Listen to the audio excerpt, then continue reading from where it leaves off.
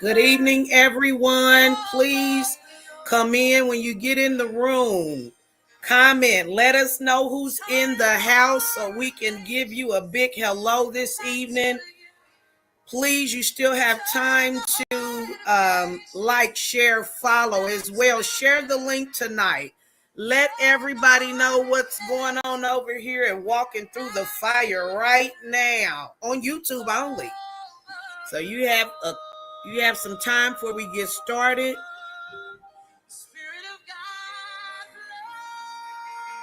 I pray everyone has had a blessed Wednesday. This is special. I know y'all not used to seeing me on Wednesdays, but due to the holiday, we had to switch some things around. You got to be flexible. Because, see, I knew y'all wouldn't come on if it was Thanksgiving. Y'all be too busy eating, getting sleepitis, or watching football. So, sometimes you got to adjust.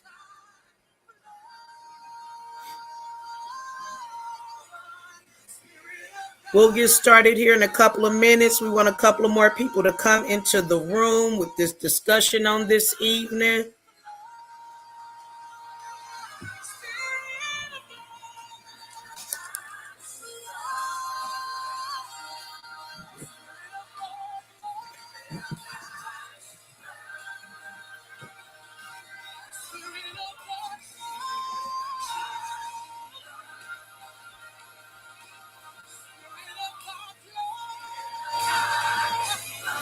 All right, we'll go ahead and get started. So again, welcome to Walking Through the Fire. I am your host, Crystal Majors. This is a place where we have real conversations discussing real life issues using real experiences. And as we come to a close this month on our series of pulling back the veil of on our pastors and leaders, discussions surrounding their life, struggles, and ministry. I need you guys, community, I need you to help me welcome Pastor Alan McClendon from Allen Chapel AME in Anderson, Indiana. Welcome, Pastor. Thank you. Good to be here. Yes, thank you so much for taking the time out of your busy schedule and just coming to have a conversation on the Walking Through the Fire couch this evening. How are you? I'm wonderful. It's cold outside, but it feels good in here. So it's all that good. Indiana weather. Good. That's right. Yeah. Expect anything. It's November. Come on. Okay, you can have 4 seasons in one day. That's right. All right. So before we get to your walking through the moment, I just want to let people know who Alan McClendon is. So first question I have for you this evening is, minus the pastor, who is the man Alan McClendon? Because a lot of times people believe that what we're called to do is who we are. And that is not necessarily the case. It is definitely two people. You have the pastor and then you have the man. So on tonight, help us get a little insight of who the man is. That's a deep question. You ask me, I'll probably tell you one thing. My wife will probably tell you something else. Well, you tell us what you think. but seriously, I'm a brother just like to keep it real. People look at me now and think that like I've always been in the pulpit, always been in the church, but I am a third generation AME. However, I've had some trials. Feel like I have probably lived 3 or 4 different lives, to tell you the truth. I've had some struggles that I had to overcome, and but now life for me is all about my family. Yeah. My wife and I, we're empty nesters now, but we have 4 beautiful grandchildren that consume most of our time. Any free time that we might have, but so we dive into our family a lot. We travel a lot. both of us are retired from our secular job. I worked 30 years for Citizens Energy Group in Indianapolis here. Retired in January. So now we try to get out and travel as much as we can. Spoil them grandkids so we can send them back home full of sugar and all of that good stuff. But yeah, I'm just a simple individual. Love to be at home. Love to spend time at home and with my family. That's good. Yeah, that's good. Yeah. And we'll get into your kids and your grandkids here later on in the show. Sure. But you mentioned a special woman, because see, most pastors don't walk that journey alone. You know, they have that strong backbone. Yes. It said in your bio that you are married to your high school crush. That's right. Lady Vanessa McClendon. Yes. Yeah. Tell us a little bit about First Lady. We have known each other for 51 years. Wow. I am a few years older than she. I think I was 16 and she was something like 13 when we met. She was actually lived next door to my best friend. And his sister ended up being one of her best friends. So yeah, we have known each other for years. We had a little crush going on then. Well, but you know, since I was a little older, back then, that's a big age group. So yeah. So didn't really pay much attention to it then. But as we got older, we went off to school. She went to college, and so did I. And I went to military. I got married. And after a tragic accident, after I got out of the military, went to the ministry, had a terrible accident. My wife died. And just what happened, she was driving on the interstate where the helicopter landed on the interstate during the accident. And so, of course, I was laid up. And the next time that I preached, I actually had a back brace on, and I preached at our home church. And her friend, who was my best friend's sister, brought her to church. And that was the first time that we had seen each other in 25 years, I know. What you say? Ooh, girl, you sure is grown up now. You know how after church, pastor go down to the end to the front door and greeting everybody as they leave out. So I kind of grabbed her hand, as everybody was leaving out, and I made sure I held on to it because I wanted to say something after everybody else left. So. Yeah, so that's too bad. Too bad. First Lady ain't visible. I asked her, was it the way he grabbed your hand? You just knew. Say, you know how you got the church hug and then you ain't got the church Come hug. on. He didn't give you the hand, the Christian handshake. He gave you, hey. It wasn't a booty out hug. It wasn't a booty out hug. So. That is hilarious. Yeah. But we have always been friends. We've always been friends. That's my best friend. That's good. And actually, we got married a couple years later, and we were married 9 years. You've been married. We were married 9 years, and we actually went our separate ways. We got a divorce. We were divorced for 7-8 years, but we always were good friends. We always stayed in contact. Her mother still called me to come and do stuff over her house for her. That's how it started. You stay in the family. Your mama, and we even used to call each other, talk to each other about different relationships that we were in with other individuals. But like I said, we were divorced for 8 years, and I went to her son. I did her son's wedding in DR, Dominican Republic. Yeah. And we connected again in DR. And that's what brought us here today. I know that's what I said. It's been history ever since. Yeah, and I always tell it now. She'll get me. She hears. I always say, she realized that once she had $1, a quarter won't do. Come on. Listen, Community, I am a little partial because even though this wonderful man of God is sitting before you, he is also my cousin, okay? Yeah. So this conversation might be a little different. Be like, well, they're too familiar with each other. Well, that's why.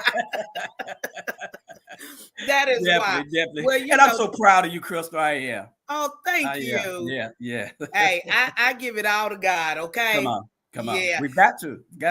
First and foremost, Mr. King Game Changer, welcome. When you come into the live, please put your name. Let us know who's in the community this evening so we can say hello. Please, you still have time to share, like, and, follow as well. We want you to send this link out to let everybody know that we are live over here on YouTube. We're walking through the fire. But most importantly, this is a dialogue and also an interactive live. So when you come into the room, please engage. We want your questions. We want your comments. That helps the algorithm. So when we're done, this will push this feed into the atmosphere, the social media atmosphere, and more people can see it. Okay, Minister Ezell, welcome. All right, so you said you talked about First Lady, and for those that don't know, honey, Miss Vanessa, baby, she gorgeous, okay? Yes. She is. And she is gorgeous. She is a beautiful woman. Yeah. She has an eye for style like none other. Oh, and a lot of people even come to our house and ask her to for decorating the tip. So, like I said, she yes, ma'am, head to toe. Style. Yes, sir. We come from a family that definitely believes in styling. Okay, come on. You gotta have a lot of clothes. This is what you do with what you got. Okay, I'm looking at the glasses you have on. That's style right there. Hey, that's why I might not have a lot of clothes, but I got a lot of glasses for you. I like frames. All right, so. I know you, again, we talked about First Lady. We'll talk about the kids and your grandkids and your family a little later in the show. But what I know, but some people may not know. Now, you grew up in the church, right? Yes. Yeah. Okay. Yeah. And it said that you grew up in a nurturing, rich tradition of the AME Church, and you were a longtime member of St. John AME. Now, for those that don't know what AME is, it's African Methodist Episcopal. And we'll ask Pastor later on to kind of give us an insight about what that looks like. This whole entire month, I have been blessed to have different pastors from different denominations on. So we've had someone from Baptist. We've had somebody that was non-denominational. We had someone last week that was a pastor under United Methodist. So I want to make sure that people understand the difference and then know what some of these abbreviations actually mean. Sure. So with that being said, tell us a little bit about that. So you grew up and you were a longtime member of St. John. Yes. Like I said, I'm a third generation AME, as my family has been the members of St. John as long as I can remember. And for those who don't know, like you said, it's African Methodist Episcopal Church. Africans just simply means that it was founded by people of African descent. The M is for Methodist, of course, because Richard Allen liked the method that he felt as though Black people needed that structure, that method. And then Episcopal refers to the government, because we have the council bishops, the presiding elders, pastors, and then laity, things like this. The government of the church, the connectional church that's all over the world. In fact, the AME Church is the first Black organized church in the country. It's the very first Black organized church in the country, established in 1787 by the founder's name is Richard Allen. And let me get a little more. See, there's over 35,000 denominations in this country. Wow. Now, see, you teaching me something right now. You said how many? Over 35,000 different denominations in this country.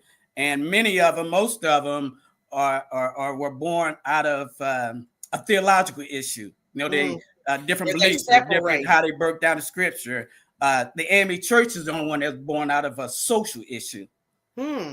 Because when Richard Allen was at St. George's Church in Philadelphia, the black people got down to pray, and the white people said, "Wait a minute, no!" And they pulled them up off their knees while they were praying, and they walked out at that point and went and started their own thing. Just as ain't that crazy? Just as simple as bending the knee to God. Yes, yes. That there is separation and division in the church. Right. Like I said, born out of a social issue. Wow. Rather than a theological issue that most of denominations were. But yeah, so again, I grew up in the AME church. I was 8 out of 9 kids.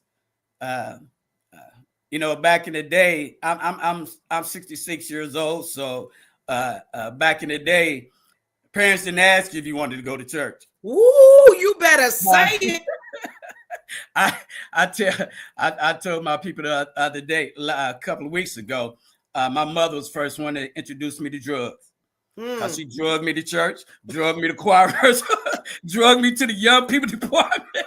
Now listen, I was about to say, now Auntie, wait a minute. Yeah, she drugged me to church on a regular, and I praise God for it. I'm gonna use that. I praise God for it. Yeah. Oh, I'm gonna use that. Yeah. I'm gonna be like, honey, my mama turned me. She was the first one to turn me on the drugs. Yeah, baby, that's a good one right there. Yeah, I ain't gonna forget that. Yeah. You know, you said something so profound. Where was I at? I think I was at church, and I was speaking to this lady, and somebody walked up to her and asked her about her son. Okay. Right. Still teenager, said, I'm gonna throw a name. Where is Joey? Said, oh, he at home, he had an attitude. I looked at both of them and said, baby, there was a time where you could have had an attitude all you want. You were still going to church. When did we give kids an option? Honey, listen, I'm 49 and it ain't that way back in the day. And my kids will tell you, I don't care what I was doing in the streets. I went to church. Yeah. I told them just like my mama did. You can go to the club or whatever you want to. You can come in at 4:00. You going to church. They say if you can be out with the Owls at night, you can get up with the Eagles in the morning. That's it. Yeah. Buddy, them kids talk about it to this day. Say, we didn't never want to spend the night over Auntie Chrissy house. Even they friends. You better bring some church clothes. They'll hurry up and change their mind. Yeah. And then most of the time there was an afternoon program that went to. Yeah. They don't have people in church longer than an hour now. They got a problem. Yeah. Looking at the watch. Come on. Yeah. But at the same time, that's where I met a lot of my friends that I stuck with over the years. Like my best friend lives in Atlanta, and we call each other diaper buddies.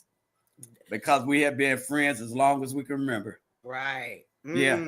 Like I said, my wife and I have been knowing each other for 50, 51, 52 years. I know he and I had to be knowing each other a good 53 years. Wow. Yeah. And I'm going to be honest, just in saying that you knew somebody for 50-something years, black don't crack, and you look awfully good, sir. You and First Lady. Yeah. Let me ask you this. I know you said that in your formative years when you were coming up, that you were under the leadership of a couple of pastors, and one of them was Reverend Maurice Abel. Can you tell us about coming up under him and what kind of leader he was? Reverend Abel was real down to earth brother. He was a good family man. He had I think 2 daughters and a son that were all very active in the church. He was one that was very active in the church and in community, and always carried himself. I never seen him out of place, out of order. Right. Even how sometimes church folk can be. Yes, sir. I never seen where he ruffled his feathers. And so, he was my pastor until I went off to college. His daughters are still my friends, even though he's gone on. His Right. daughters still are my friends.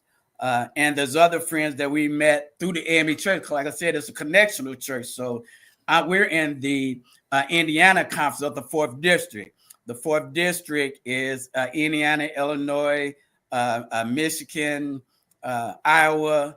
Oh, okay, like the surrounding. Right, that comes as the 4th district, and then you have the Indiana conference. So we used to go to camp, what we call Camp Baber, with the AME church. We had on a camp in Cassopolis, Michigan, up in Michigan, right? Beautiful place, right on the water. And we used to go to camp every summer. All the young people did, and that's where you met people from all over, everywhere. And there are people that we able to meet that we still have a connection with, and still, so we were able to forge a lot of good friendships through the AME church, of people all over the country. What I've noticed, Reverend Abel was very, like I said, he was a good model. Say his hands was really to the plow, huh? Right, yeah. What I've noticed, just talking from different leaders and pastors, the Methodist church, and because you said something really profound, that connectivity, right? Like unlike these independent churches, you guys do things together. You're a church collective and not separate. And just on the outside looking in, that's not a part of anything. I'm a part of an independent church, and not like that collective. And I know how hard it is in ministry just to get outside support with your own church. So that seems to be a blessing in the Methodist church. It really is. And you can go to any AME church across the country, and when you go into the worship, you're gonna feel at home. Yeah, you're gonna pretty much know how the service is gonna flow. It might be a little different here, there, depending on, some of them are more traditional than others. Right. Some are a little more contemporary, but overall, you're going to get pretty much, what you get, because, like I said, that's why Richard Allen chose the Methodist Church, to stick with the Methodist Church when they decided to, go branch off from St. George Methodist Church in Philadelphia. Okay. So that connectivity is pretty amazing. We every other month we had a evening service, and I had no problem calling one of my other Methodist pastors, say, "Hey, can you guys come and bless us this Sunday or that Sunday?" And it's no problem. That's good. Yeah. I think even whether we are independent or connected, we need a lot more of that in the church. We absolutely do, and in Anderson, we try to do more of that even today. Try to get more, have more fellowship with the other denominations, other churches. Yeah. Because we all fighting the same fight. You took the words out of my mouth. Fight, so I was gonna say, because we all trying to make it to heaven, and ain't nobody gonna have a denomination section of the Baptists over here, AME over there. We all gonna be up there in glory together. Right. Yeah. So it said that you were called to the ministry in 1998, and by that time you were under another pastor, which was Pastor James Daniels. Yes. Was he similar to Pastor Abel, or were they kind of different? They were different. Reverend Daniels, I contributed him to help saving my life. When I got out of the military, I was buck wild, to put it plain. What can I ask? What does buck wild mean? Like, what was you doing, if you don't mind? Well, I got married when I was at Ball State. I was 18 years old.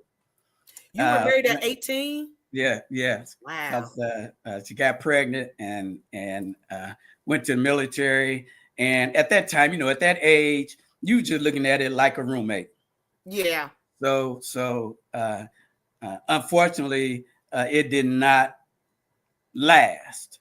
And when I got out of the military, I came back home, and I was only 22, 23, something like that, and was partying. And then I got hooked up with the wrong people, the wrong crowd. And actually, like I said, a lot of people look at me today and don't know my story. That's right. You don't look like what you've been through. I got hooked up into drugs, selling drugs. Got hooked up into. I was strung out for 10 years, living in the bottom of a apartment building downtown Indianapolis, eating sugar sandwiches, the hot water pipes keeping me warm. Right. Wow. And it got to be. You know, I always say people don't want to admit it, but there is fun in sin.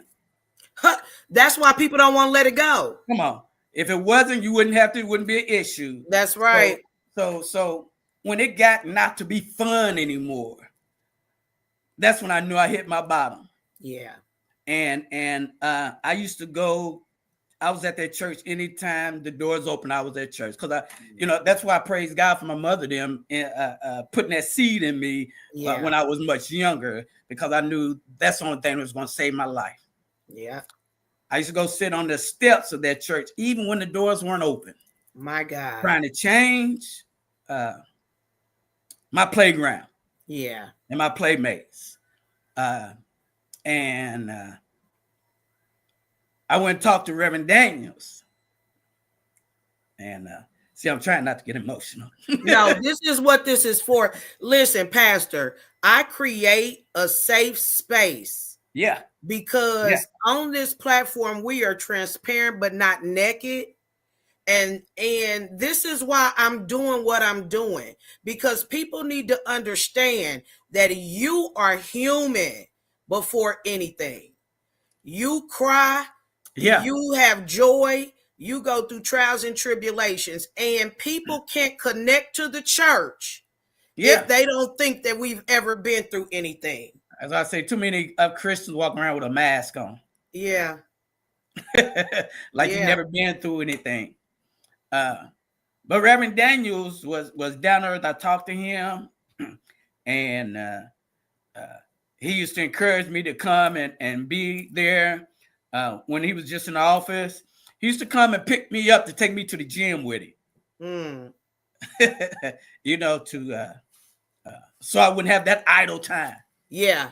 And the more he did that, the stronger I got. But then it seemed like whenever I go to church, he be preaching like he was looking through my bedroom window. Yeah. He was in your conversation last night. Yeah. So and actually I had pretty much recommitted myself to the church, but I was still partying and everything. And actually I was trying to get next to this one young lady, and she invited me to go to this revival with her. It was this African bishop was I don't remember what church it was. It was a fairly nice sized church. But the only reason I went because I was trying to get next to her, and at that revival, something propelled me to go forward, and he laid his hands on me, and I didn't believe in that laying hands on people and all that junk. And I was like, come on, please. Let me ask this. Is that because you don't see that a lot in the AME church?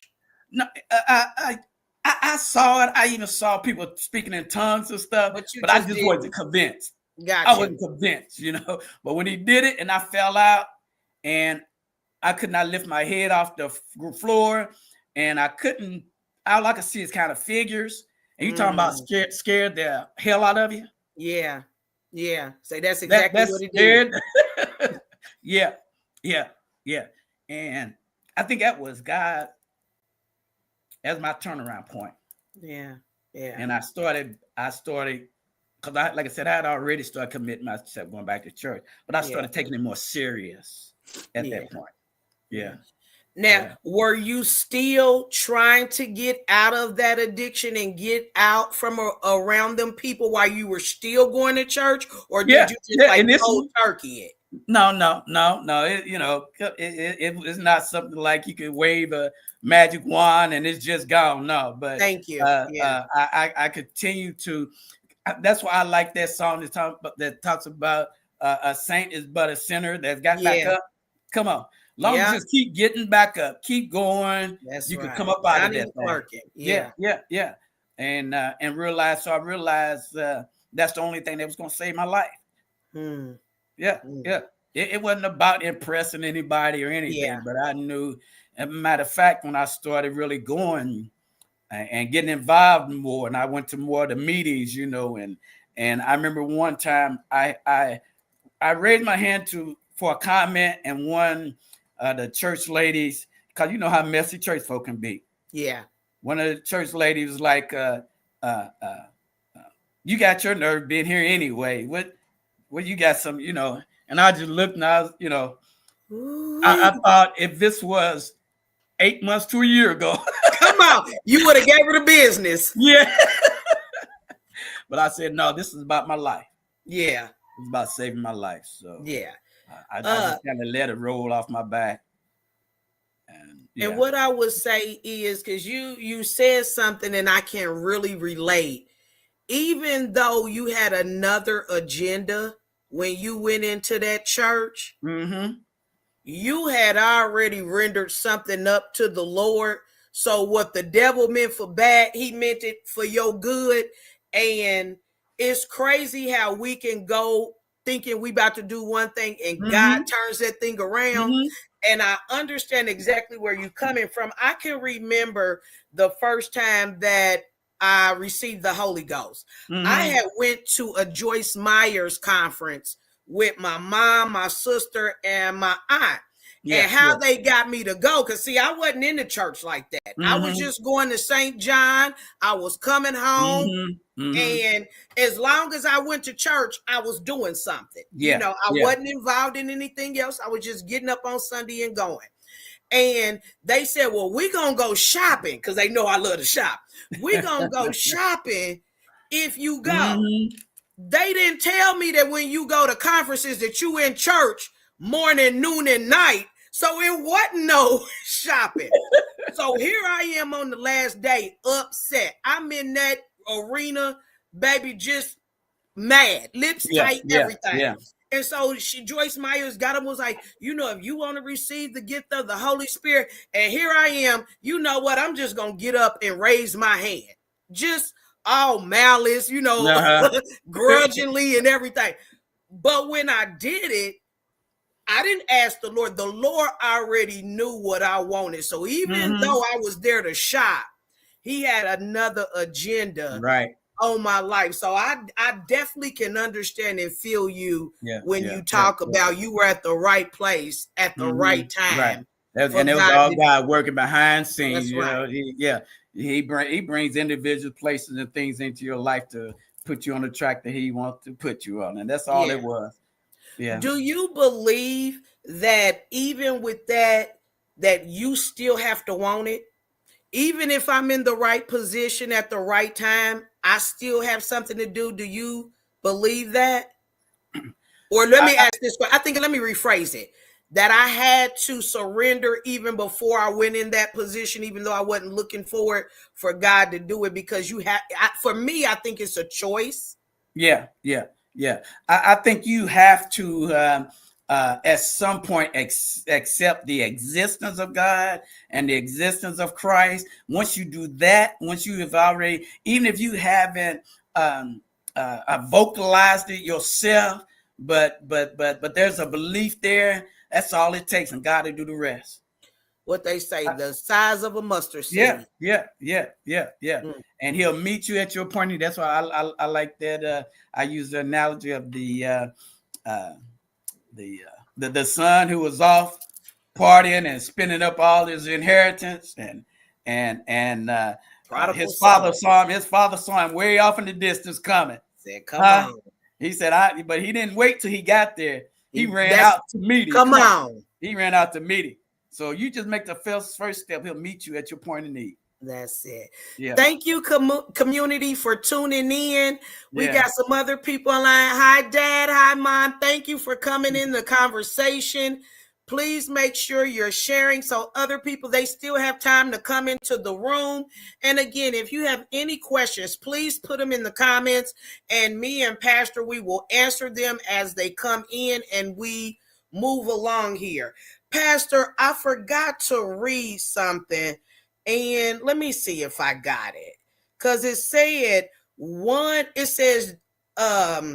that even though you have been devoted to service for a quarter century in the AME church, you had dedicated your life to ministry, leadership, and the power of faith. And that one of your favorite scriptures is 1 John 4:11. And it says, if God loved us this much, surely, and I'm going to say that again. Come on. Surely Yeah. we ought to be able to love one another. Yeah. And so I really love that scripture because, like you said, without the love from your pastor, from your family, where would you be? Yeah. Where would you be? Let me ask you this. You stated that you went to the military. Did you go on when you were 18? No. I like I said, I got married when I was in college, and after, okay. And actually, I met a young lady who was from Princeton, Indiana, far south, eastern, southwest Indiana, that's full of black farmers, and we lived with her parents for about a year. I worked on a farm. Come on, I was an old city boy working on that farm, and her father used to have me and her brother up at 5 o'clock in the morning. Now they went out to the barn and got the fresh eggs and everything right there and cooked breakfast.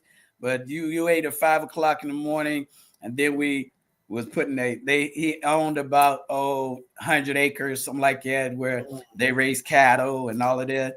So we put a electric fence around his whole property using post hole diggers, and tying the railroad ties to the tractor and pulling it to the next hole. Hard work. Yeah, it sounds like it. Wee hours in the morning to 6, 7 o'clock in the evening. I said military can't be this bad. Yeah, boy.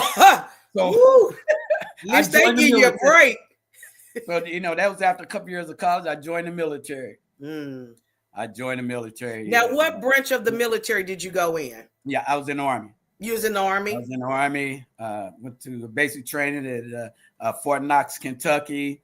Left there and went to my station. I was in what they called a cohort battalion. It was a experimental thing that the military was doing at the time.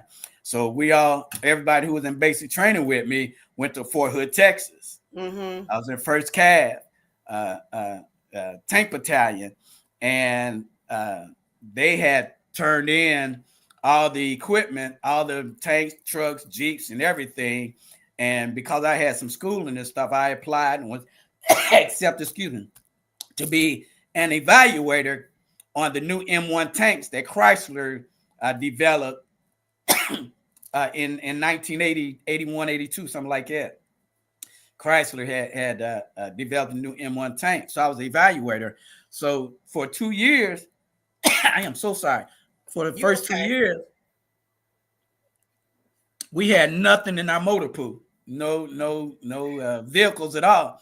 So for 2 years, all we did was play basketball, play chilling, football. We put on carnivals, went on helicopter rides, things like that. I said, "Oh, this is cool. I can do this." Yeah, all right, right. And until Chrysler finished developing those new vehicles, and the government, I don't know how many billions of dollars the government spent on, because all of that stuff that Chrysler developed, all of it came to 1st Cav. Wow. In Texas, which is the largest military installation in the United States. You are giving me so much knowledge today. You hear me?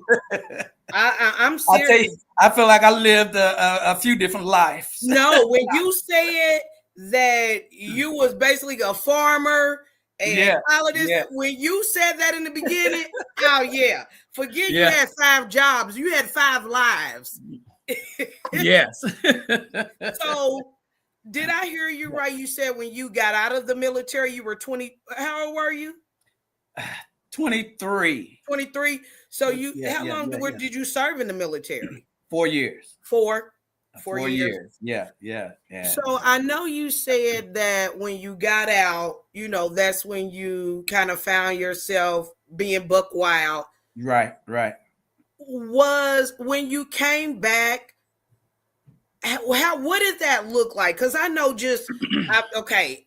First of all, thank you for your service. I work at the VA, so I work with veterans all day, every day, and that's my way of giving back. But even looking at TV, and I know that some of that stuff you can't take it for what it is, but a lot of times I know back then when Black men got out of the military, there wasn't anything for them, jobs, or they were treated, horribly, even though they served their country. Was that like that for you? I can't say it was. Okay. I've never had a hard time getting a job. Gotcha. Never. It wasn't always what I was, the field I was looking for when I first got out, but because I was a platoon guide and things like that in the military, I had that leadership experience, so that pushed me towards management. I managed Bob Evans for a while. I managed Wendy's for a while, things of that nature. But then I fell into managing. I was and sold myself to be a marketing rep for a rental car company in Keystone the Crossing area that was in the insurance replacement industry. We supplied rental cars through the insurance companies.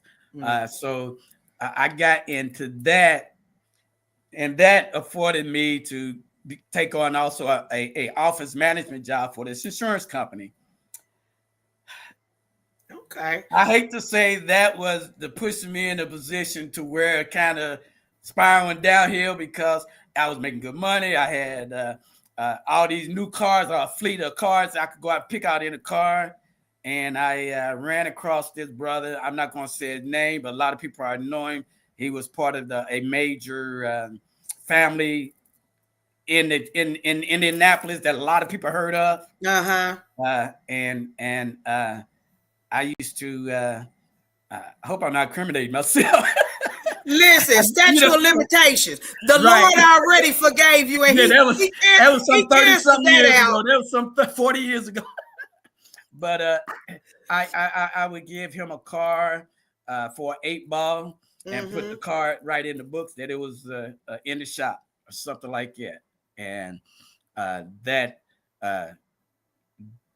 with that allowed me to start selling that.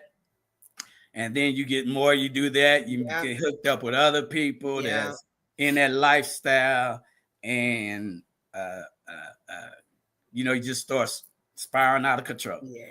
Did you have to get help for your addiction? When I say help, meaning going to like any Alcohol Anonymous or drug counseling? Did you do that, or was it just you and the Lord? No, I did do it because I was a veteran. I went to VA. Matter of fact, I met some. I was talking about how when I was in rehab in VA, there was doctors in there, there was lawyers in there, and some of the most prolific theologians you can you could talk to in there. And one of my good friends that was a pastor also was in there, and he and I hit it off great. And I mean, if you're in rehab, you see all these men in there reading the Bible. But for the most part, once you got out, you went right back to the same thing. Yeah. Unless you and after doing that and getting back out there again, you start thinking, like I said, it wasn't until I hit rock bottom, it wasn't fun anymore. Right. But because I had that foundation of the church, I had something to lean on.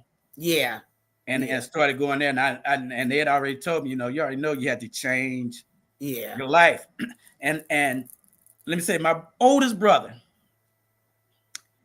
I was in rehab, and he came and told me, if you want to change your life, my God, who Jesus?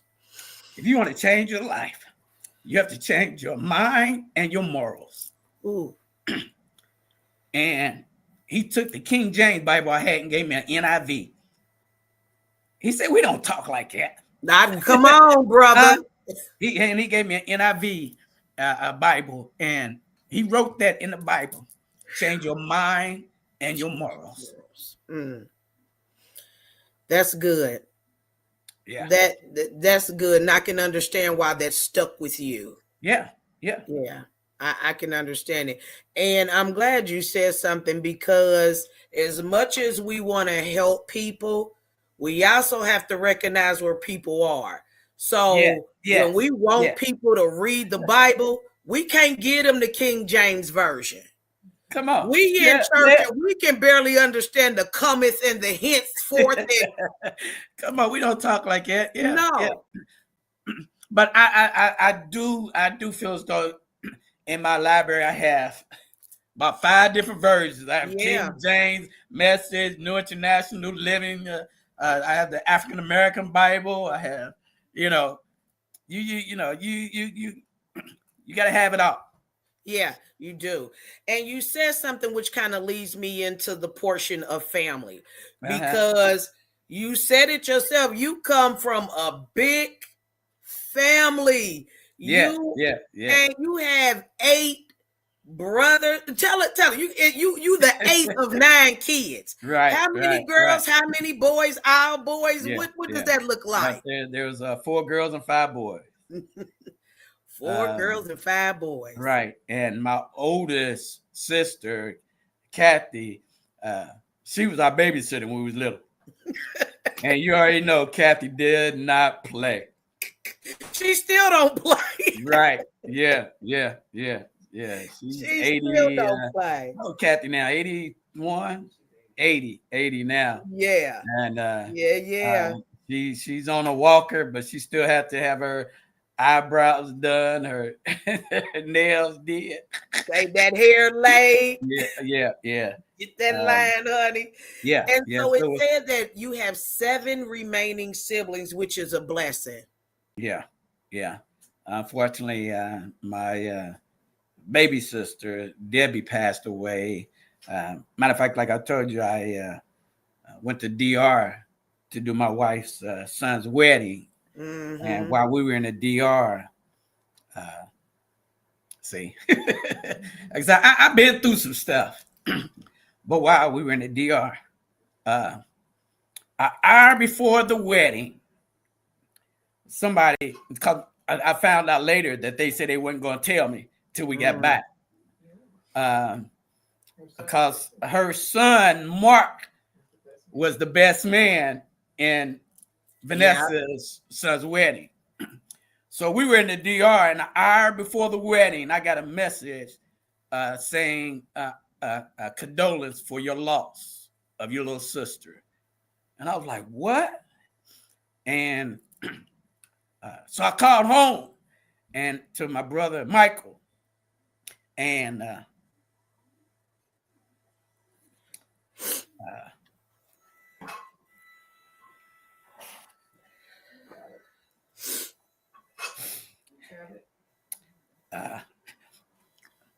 when I said something to him, he immediately started crying. And he said, who told you? And so he didn't have to tell me anymore. I knew that it was true. And like I said, I was in my room getting dressed an hour or so before the wedding. And so Debbie's son was the best man. So I stayed in that room. I cried, got dressed, wiped my eyes, put some eye drops in my eye for the redness. Yeah. Went down there, couldn't tell anybody. That's heavy to have to keep that. Couldn't tell anybody. And I performed that wedding at the reception. I didn't tell anybody. And the next morning, we woke up, and I was to meet Vanessa for breakfast anyway. So I told her, and asked her to go with me to tell Mark, her son. Yeah. And Mark, my sister's son, my nephew. Yeah. And Debbie worked at the VA, and we worked down the hall from each other. And so I had literally just seen her 3 days before that, and I was in my office, and somebody sent me a Teams and said, "So, just kind of like you, sorry to hear about your cousin." So I got off. I'm like, "What cousin? Who are you talking about?" And so it, especially when it's just kind of unexpected a little bit. You know what I mean? Just.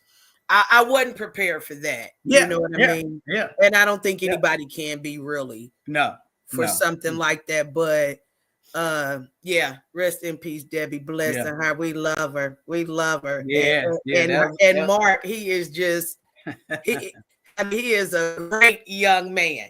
And leading me to say that, so it said that you have 3 children, Corey, Wesley, and Lauren. And who's the oldest? Corey is the oldest. Corey is my son. Okay. And regards, is Lauren the baby? Lauren is the baby. Okay. And there's the Wesley and then Lauren, but as I'm sure you know, Vanessa and I pretty much raised Mark also. Yeah. Because he moved in with us when he was in the 8th grade, and lived with us, from that point on. Yeah. And now he's all of them are graduating from college. All of them are doing well.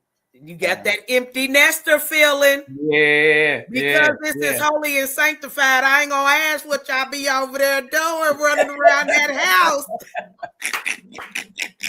No, just playing. Just kidding. Yeah. And you talked about earlier that all your guys' time go to your grandkids. Now I want to make sure that I say their names right. Is it Elena?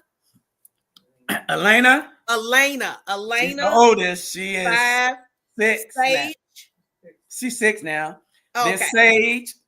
And then you have Malia. Sage is 3. 3. Okay. 3.5. Malia is will be 3. Yeah, in a couple of weeks she'll be 3. You hear my wife give me direction.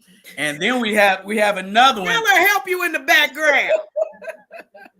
We have another one that's what Sky is 6 months old. 3 months. Yeah. 6 wow, grandbabies. Like you said, I don't have none. I ain't trying to have none right now. Thank God.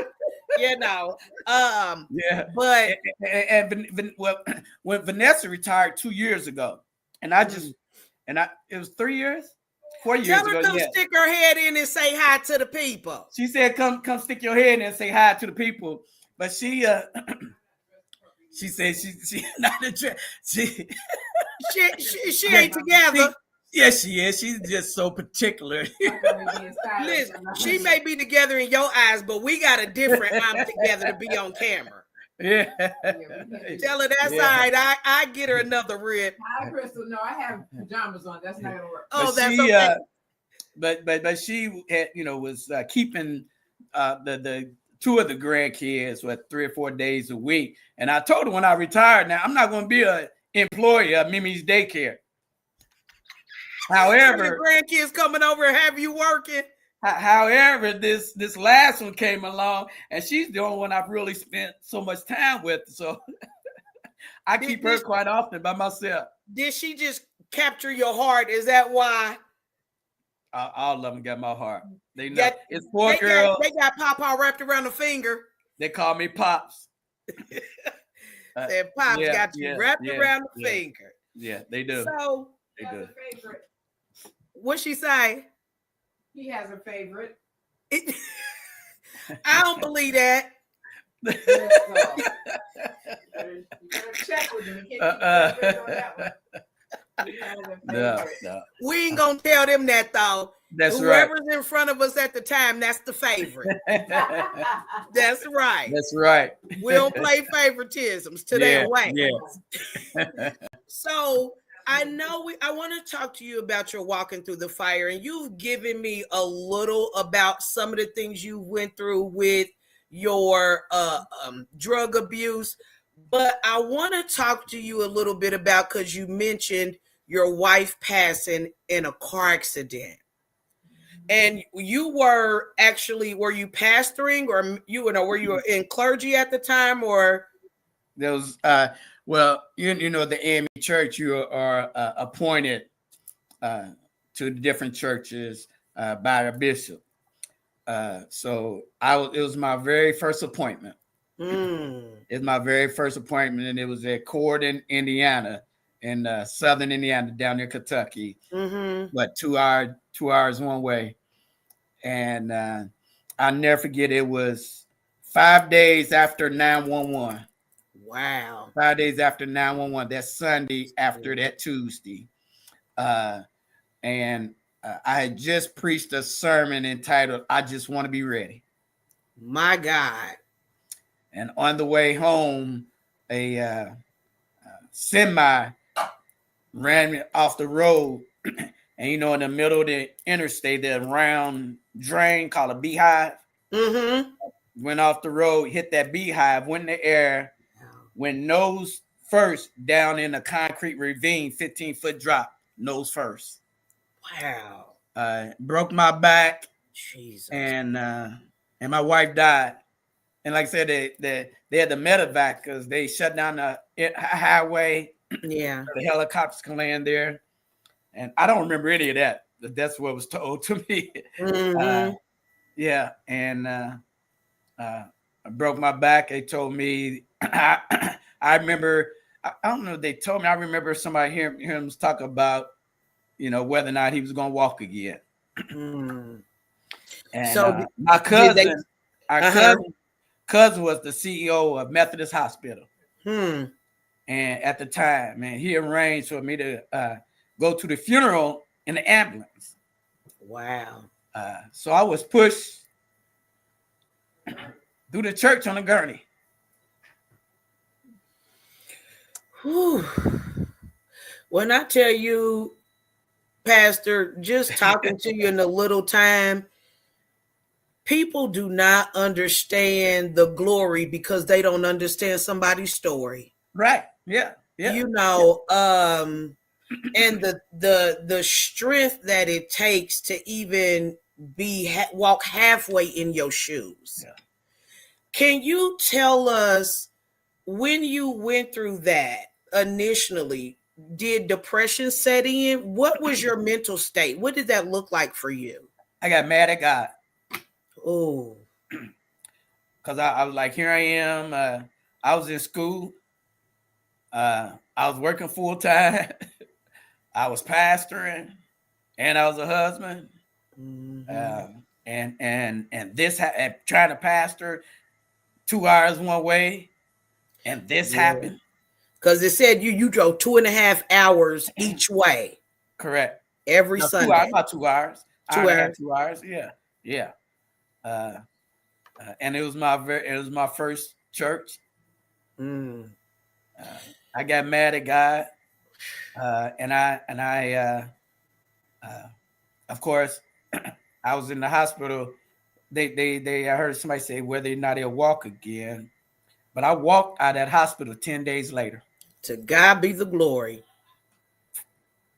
10 days later, and of course, I still had a back brace on, and had to have his little hand clipper thing, even just to put my socks on. Shoes. and so I got out of pastoring for a year. Did you?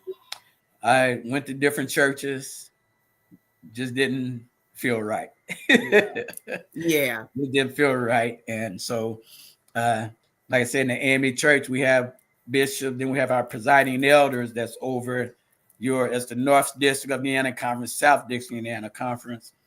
And so I went to my presiding elder at the time and told her that I want to get back into pastor. And I said, I'll go anywhere. Not realizing when I said I'll go anywhere, what they that sent me to Princeton, Indiana. That was 3.5 hours one way. But check this out. Look at God. I pastored the very church that I was going to every once in a while when I lived on a farm in Princeton, Indiana. Yeah, I remember you said that's where you were down there for a little bit farming. Look at God. He'll bring how he bought things. Bring it back around. Yeah. So I pastored that church 3.5 hours one way, drive for 4 years.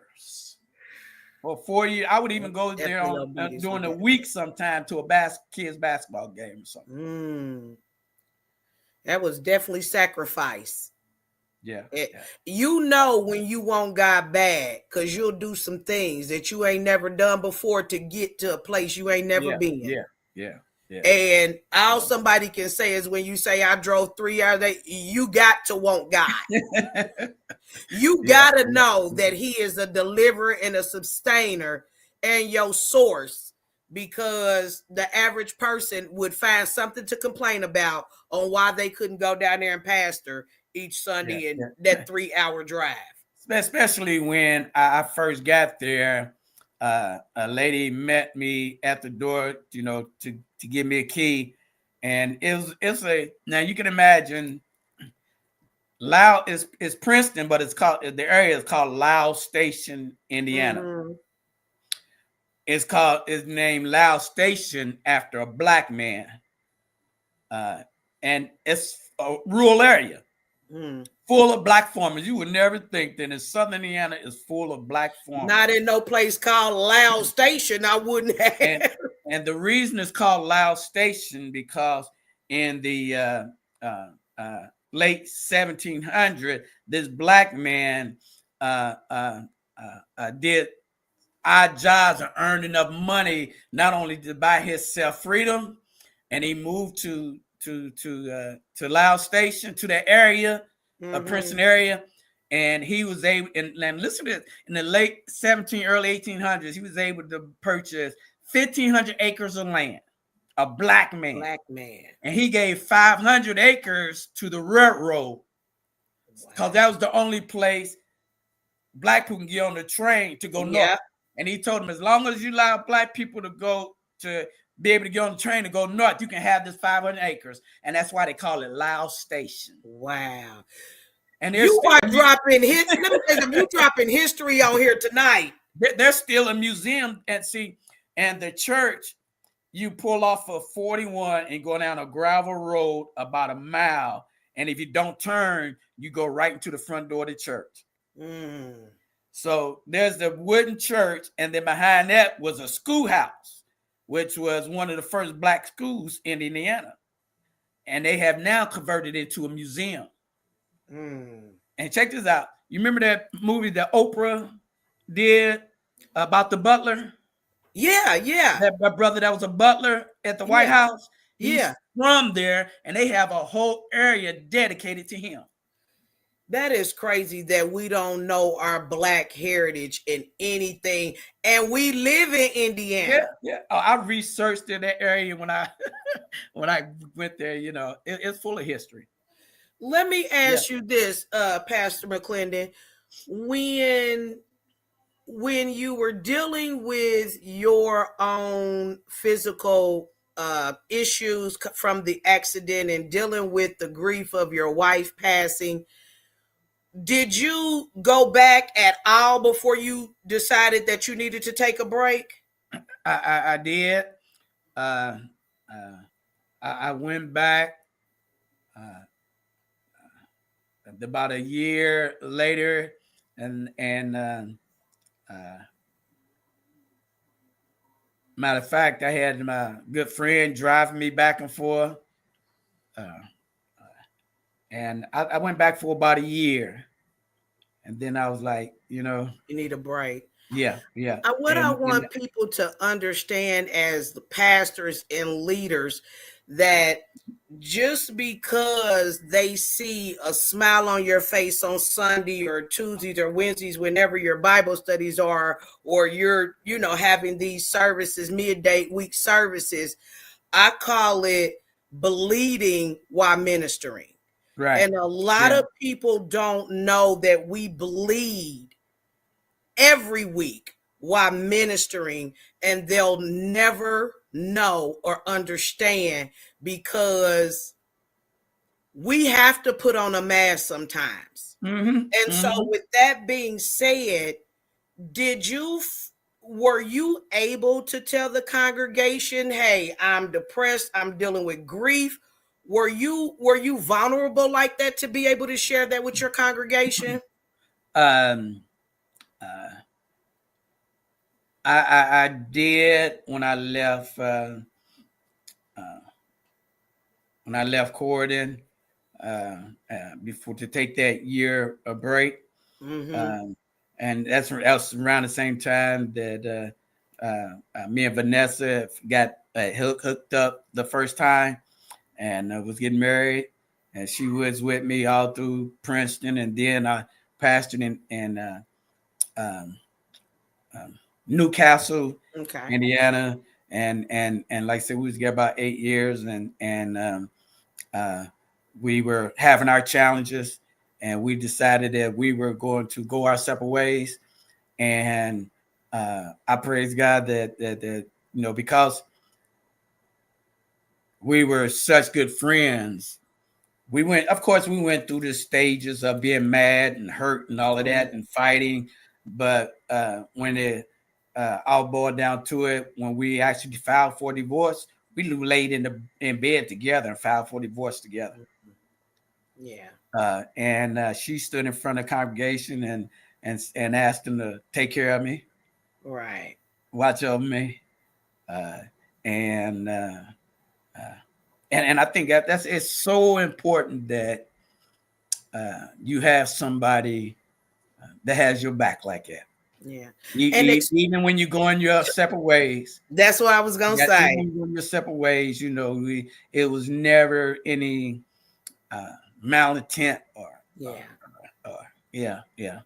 Yeah, Still because wanted the best for one another. you're not gonna, well, in my opinion, I think so, that you're not gonna find a lot of spouses, whether that's male or female, that they are separating from each other, and that other partner gets up in front of the congregation or gets up in front of whoever and say, make sure you take care of him. Yeah. Some of them like, don't nobody care. I wouldn't even put you out if you was burning, because you're mad. Right. You're right. You're mad and you're arguing, Yeah. But going through a divorce myself, I know when you wait on God and you do things decent and in order, that even the separation doesn't really have to necessarily be messy. I'm not saying that it's warranted or wanted, and that we're human and we don't get upset and frustrated and disappointed, but people don't have to have messy divorces. Right. And I really believe when God is in it, then he'll make the transition easy. Right. Yeah. And I think a divorce is like a lot of funerals. It brings the true person out. Oh yeah. Yes, it does. Yeah. Because during funeral, people can get pretty ugly and messy. Yeah. So let me ask you our last question that will conclude talking about sort of your walking through the fire moment. What have you learned about yourself, your faith, and your leadership through both of those journeys that you went through? Yeah. I always held on to something my mother taught me when I was trying to come out of the streets. my mother,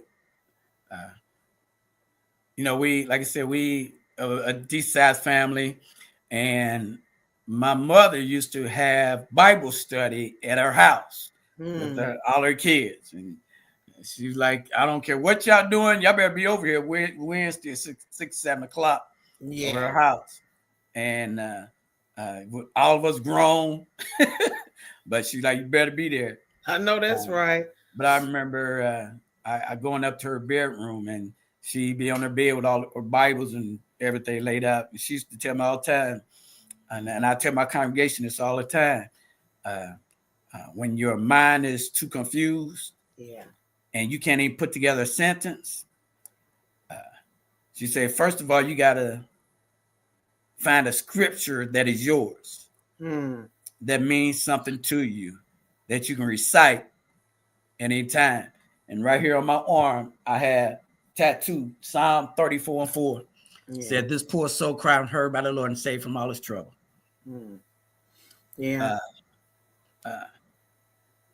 She said, do that. She said, all superheroes got a theme song. I like that.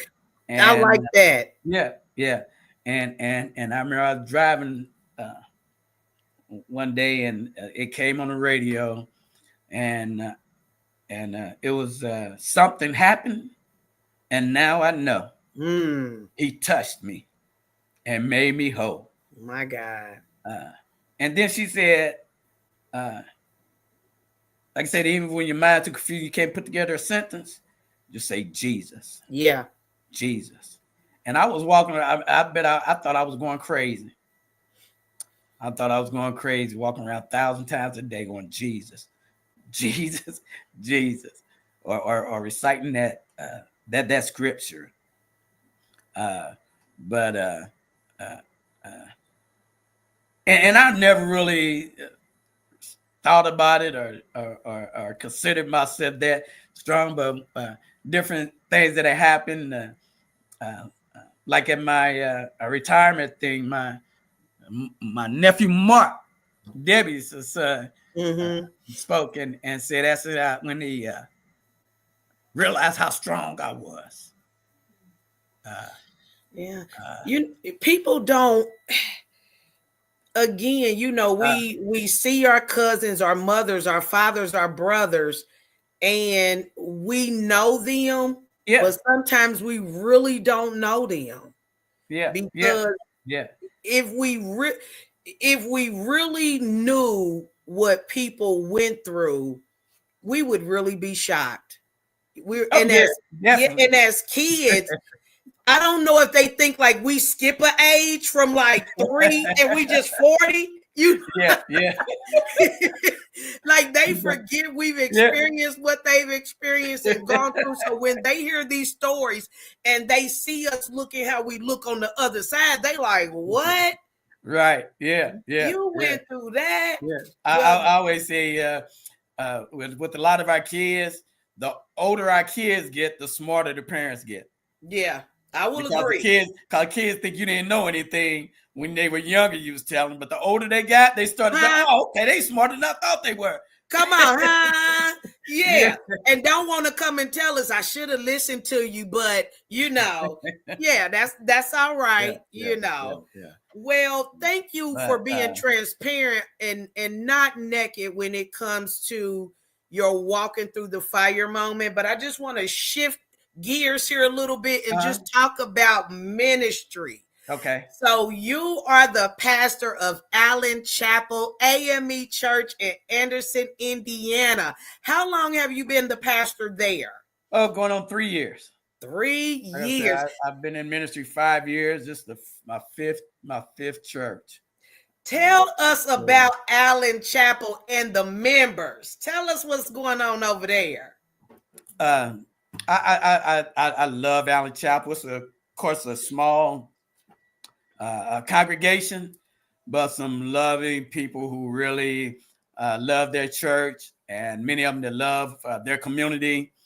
Like I said, I just retired in January from the Citizens, so now I'm able to commit to the church more, to my ministry even more.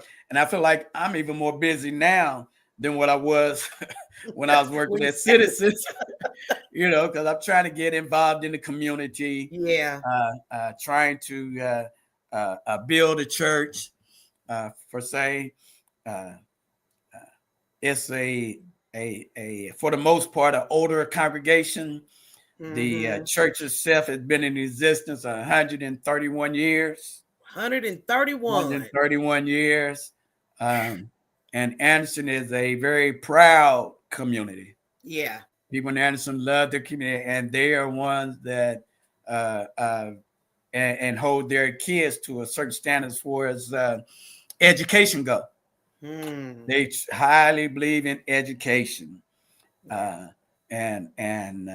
but they're ones that support. They have accepted me and First Lady Vanessa all the way. They have accepted us all the way. Now, I would tell you, I have had some challenges this year. Go on, because that was gonna be my question. Go on and tell us what's going on. Like, what challenges or obstacles do you face? Well, many of them that I face is well, when I retired, I bought. It's supposed to be my retirement gift was a slingshot. I don't know if you know what that is. It's that 3-wheel car. It has a steering wheel. It had a steering wheel. Oh, okay. Yeah, you got with no sides. Oh, with the no top. Yeah, I got you. Yeah. Like the Spider-Man, Batman, and Robin. Yeah. So unfortunately, I lost control and hit a tree. It slid. A car hit me, knocked me into another tree. But by the grace of God, I had no broken bones. I do have a torn rotator cuff. And so I've already had issues with my back, so I'm in pain constantly. And getting up there some Sunday mornings, you don't feel like it, but they would never know it, because like you was talking about, you're in pain, but you don't show it. Yeah. But as far as the ministry itself go, I'm trying to really connect with the people more. So this year I have started, since the last few months, I have started having what I call our one-on-ones with all the officers in church.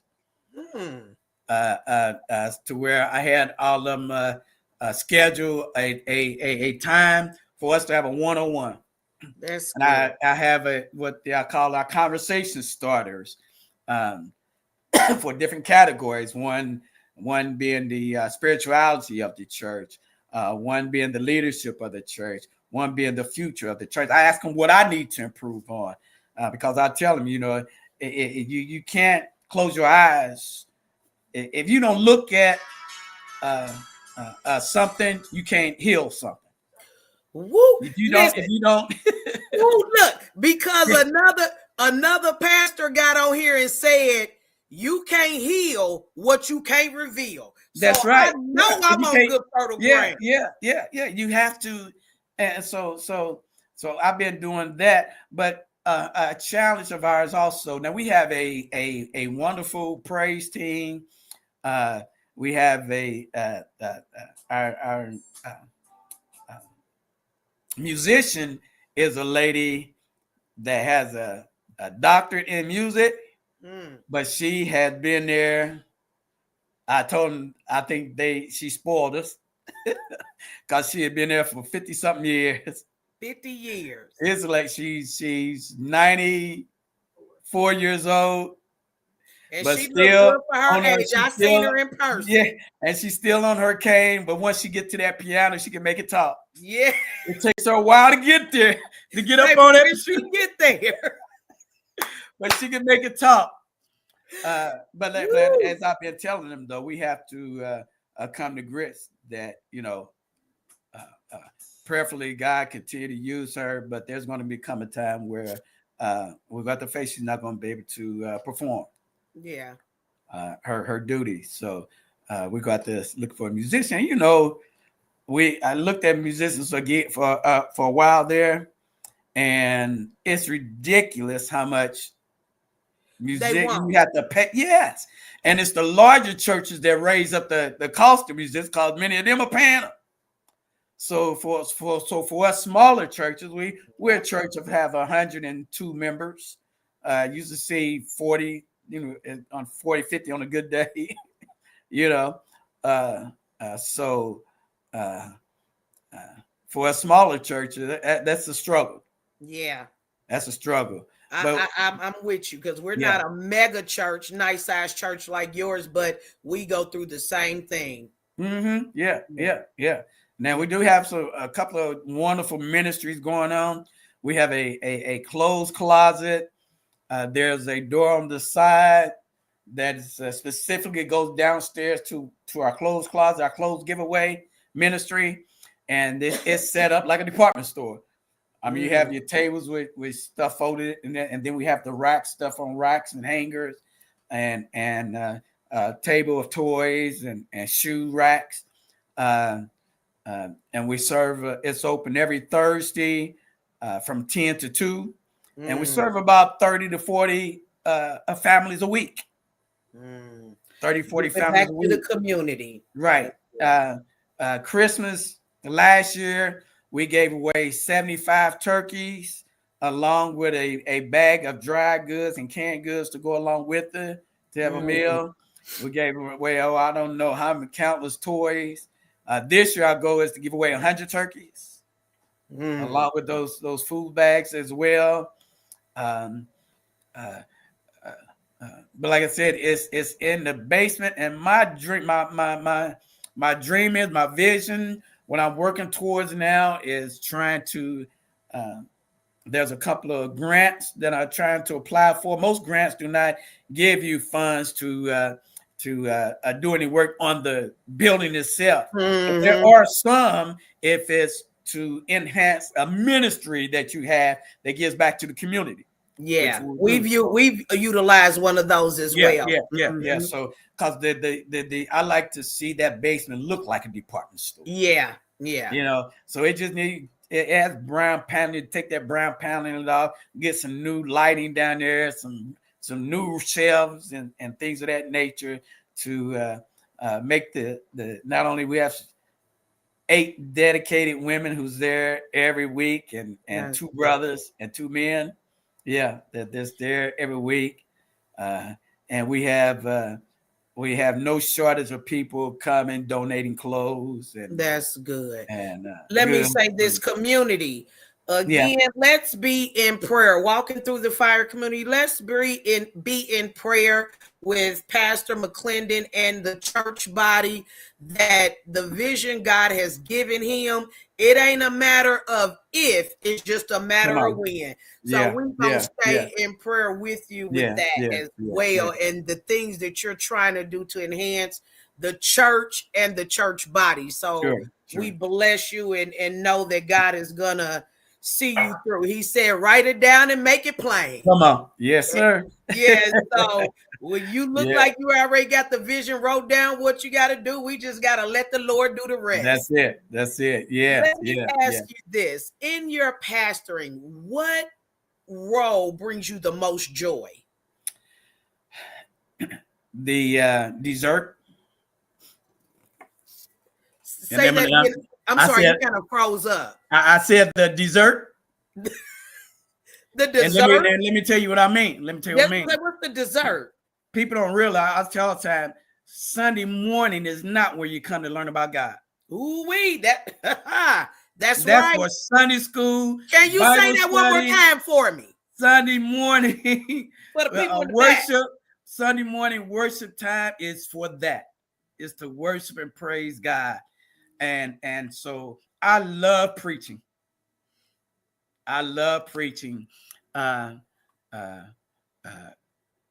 Of course, church, certain aspects of it is a business. Yeah. You have to be business minded. I'm not crazy about that, but I try to get it done. Right. And you have to surround yourself with some good dedicated people that you can trust. like I say, even in our one-on-one meetings I've been telling them, I don't want a bunch of yes men and yes women. That's good. Hold my feet to the fire. Help me follow up, and do what thus saith the Lord, and let God do His thing. Yeah. And that's yeah. Go ahead. No, I would say on Sunday morning, we come together. Those of us that are participating in worship service, we come together and pray, of course, before we go out. When we always in our prayer we have a little saying that we don't count numbers, we make numbers count. That's it. We don't count numbers, we make numbers count. Yeah, and now tell me, if you don't come expecting anything, you don't come get anything. So we come with great expectation. Yeah. You got to come into the house of the Lord with expectation. Yeah. You got to know that He's going to do something in that house. Come on. Yeah. I got a couple of more questions I want to ask you, and then we'll wrap up for the evening. I don't want to keep you too long in our community too long, but I remember when you said that the AME church has the connection, that connectivity, that meaning to people that are listening, they have like sister churches that will always help. They're connected. They're not independent. With that being said, do you find in the AME church, is there a lot of competition amongst the ministers or the bishops or anything? Do you guys have to deal, or have you had to deal with competition from other pastor and churches? I don't know if I would call it competition. Of course, just like in any organization, it's about the relationships that you have. And you're going to have stronger relationships with others, some more so than you do with others. So, of course, like I said, we're appointed to our charge by the bishop at the recommendation of the presiding elder of that district. And there have been times when some pastors or ministers thought they should have got the charge that you got. Because that even happened to me one time when I was pastoring here in Indianapolis, and somebody told me, "Yeah, don't worry about that. It's not like you appointed yourself." I'm right? Like, okay, right. Because they said, favor ain't fair, but it's right. That's right.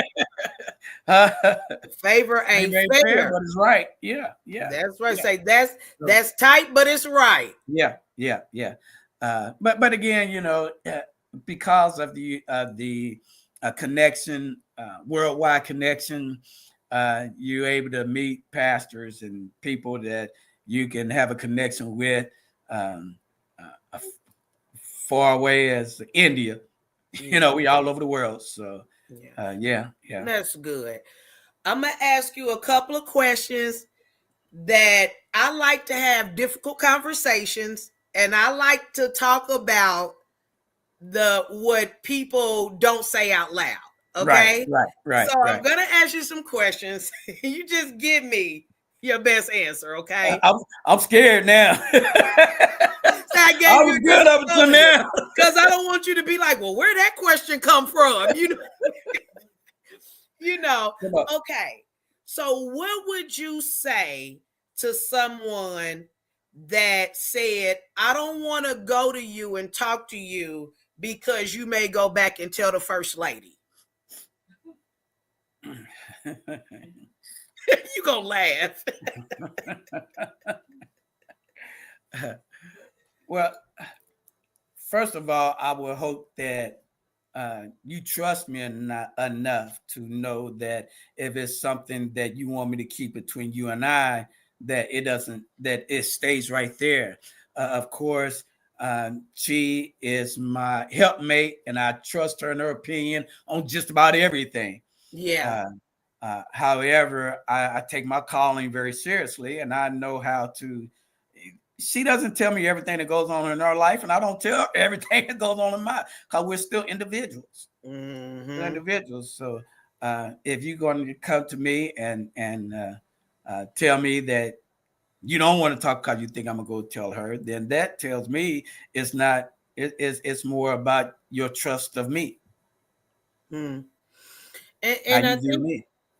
I'm gonna Yeah. say I thank you for answering that too, because I hear a lot of people saying, well, I don't want to go to the pastor because what I want to talk about, they just assume because Yeah. you're one that everything that comes across your desk or every conversation had in your office, they are going to know about it. Mm-hmm. So that's Mm-hmm. just the question that I wanted to people to hear, that it doesn't necessarily, it's not always like that. Now, Right. I'm not Right. saying Right. every pastor won't go back and have pillow talk and talk to Yeah. their significant other, because we have women pastors as well. But like you said, one of the priorities of a leader is to have that ability to be confidential. Right, right. And of course, like you said, it depends on what it is. If it's something that and they do not express to me, they don't want to share with her. But if it's something that I'm trying to mull over and try to come up with an answer or which direction to take. That makes sense. Yeah, I'm gonna ask her opinion. That makes sense. Because at this point, as the first lady, some of my members go to her rather than me. Yeah. Yeah. As they should. Right. Because they also see that godly wisdom in her. Yep. Yeah. So as they should. I was gonna say, when you married, you don't just pastor and shepherd the flock by yourself. Right. You the one to get up and preach the word. Yeah. But you ain't the only one with the late phone calls, because when they calling you, that takes away from her. So it goes hand in hand. You both work in the ministry side by side, but just different roles. So that's the thing that I want people to understand. Do you guys, because I'm going to ask you this question, because I know you probably didn't seen it on social media. Do y'all have armor bearers? When I came into the ministry, I was my pastor's armor bearer. So when you come in under someone, you're supposed to be, quote unquote, their armor bearer. They don't necessarily call it their armor bearer. You're in the I'm drawing a blank now. Board of examiners. Because when you come into the ministry through the ME church, like I said, they're very high on education. And it's a 4-year process. Wow. It's a 4-year process. So once you come under somebody, it's 4 years that you have to be like in training. Right, exactly. Because you come in and the board of examiners, you have your first class, and then by the time you finish your second class is when you're ordained a deacon, and then it takes 2 more years normally to get to before you ordain an elder in the church. So you can't skip and just be like, okay, pastor, I want to be an elder. You got to go through all of the stations, right? All of the hierarchy, basically. Now, unless you was ordained in a Baptist church or something like that, and you have a letter of recommendation that you're you coming present, over. Yeah, you're coming over. Then they make exceptions. It all depends on who it is and how. Yeah, honey, they need to take what you say, the Methodist churches, because of the method.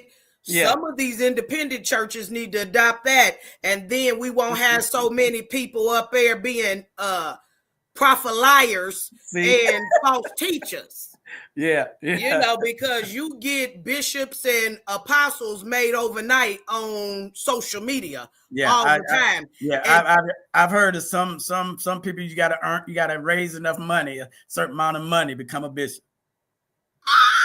No, in AME Church, you have to work your way up there. You have to be elected. Yeah.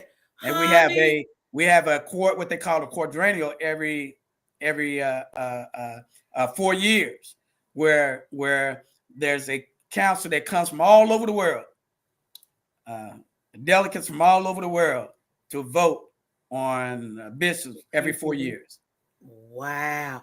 My mouth is hanging open because I'm telling you, when I say you've been dropping nuggets all night, Pastor, I didn't learn so much myself, and I'm supposed to be the one interviewing. When I tell you, I did not know that in some denominations, in order to be a bishop, you got to raise money. My God, I didn't know you had to buy titles, but I digress. That ain't Hey, for me to judge. Yeah. That's why I didn't name any names. Yeah, that's insane right there. I don't know if Yeah. God intended that to be like that, but that's between them and the Lord. About. So before I ask you the last two questions to close out, what are three questions someone should ask before being a member of a church? So that way they just don't join, they join and stay. What do you think are three important questions that somebody should ask?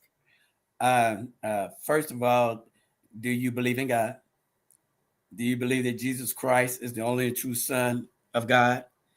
And are you willing to follow? Do you know the bylaws and willing to follow the bylaws of what you're joining? Too many times we join organizations stuff we have no clue right what we're joining. So yeah, that's it. Yeah. That's good. Yeah. All right. So my last question to you, and then I want to open the floor for you to give some encouraging words. What do you wish more people understood about the life of a pastor? That we're human. Yeah. That we're human. We have personal issues. A lot of times people want to, I had an issue where a family member passed away from a church member, and they didn't call me. I found out about 3 days later, and they was upset. I'm like, you didn't call me. How am I supposed to know? Like, who did they expect? I can't read. I can't read mine. And not only that, it's amazing. I just having this conversation yesterday with a friend of mine. There's a lot of I have a lot of female pastors, and my good friend is a female pastor. We that's my road dog. We ride the conferences and stuff together. And me, her, and another pastor friend of ours, we had a conversation years ago about how a man that's single, that's a pastor, get pressured to be married more than a female that's single, that's a pastor. I just had a single pastor on here. Female, there's female pastors never had anybody pressing them about being married. But a man, he better be married. He coming in there talking about, because if not, they all automatically assume that he's trying to go through half the congregation. Yeah, but at the end of the day, we're just people. Yeah, just people trying to be a servant of God and God's people. Yeah. Love that. That's why I hang on. If God loves us this much, surely we ought to be able to love one another. That's right. And that's what my ministry has always been based on. Yeah, I love that. Yeah. Well, before we get out of here, I first want to say thank you for sharing your story, your time, and just giving us some insight about you and the church. I want to give you some time to just leave the community with some encouraging words. I know we're living in some crazy times. We're living in a time where civility is out the window. We're living in a time where our seem like our government is like a house full of termites. Yeah. A house where termites eat away at the house from the inside out. And that seems like what's happening in our country right now. We've been eaten away from the inside out. But God. Yeah. But God, everybody know that at my church, no matter what you're going through, there's always going to be some heartache, some pain, some trials. But I always say everything flows from the heart. Yeah, that's word. What you support says a lot about your heart. What you say and do says a lot about your heart. And Christians supposed to have the heart of Christ. Yeah. And we're supposed to be a light that illuminates a path for everybody else, for others that do not see. When they say, "Oh, magnify the Lord with me," that's not saying make God bigger. We can't make God any bigger. Come but when on. you take a magnifying glass and put that magnifying glass up there to somebody who can't see quite as well can see God.